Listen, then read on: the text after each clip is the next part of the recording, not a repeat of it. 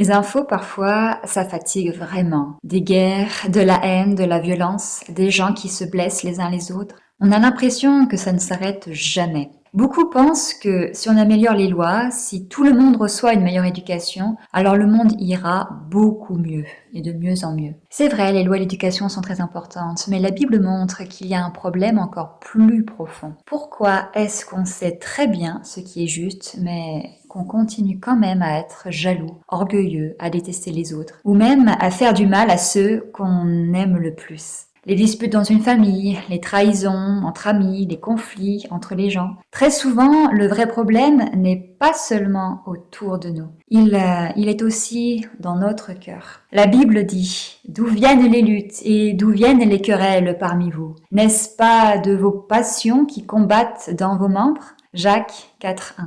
Quand j'ai lu ce verset, au début, j'ai pensé aux autres. Mais Dieu m'a d'abord montré moi-même. Toutes ces fois où je voulais absolument avoir raison, toutes ces fois où mon orgueil m'empêchait de demander pardon, toutes ces jalousies ou ces colères que je cachais au fond de moi. Tout ça me montre que c'est mon cœur qui a besoin de changer. J'ai essayé de changer en apprenant davantage, en réfléchissant sur moi-même, en contrôlant mes émotions. Et oui, ça aide, mais avec le temps, j'ai compris une chose.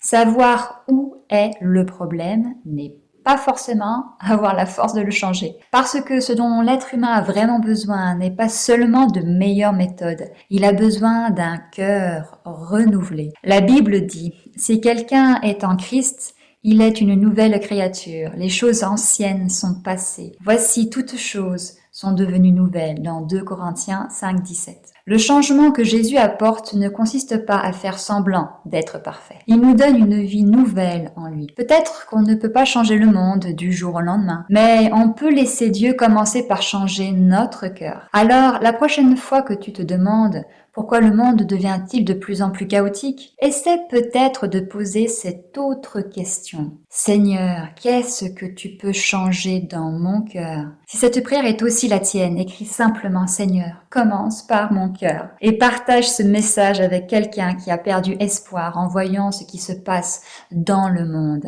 Et si tu veux aller plus loin dans la découverte de la parole de Dieu et comprendre comment il transforme une vie, tu peux cliquer sur le lien dans notre profil ou nous contacter sur WhatsApp pour rejoindre gratuitement notre groupe d'études bibliques en ligne. Que Dieu transforme nos cœurs afin que sa lumière puisse briller à travers nous dans ce monde.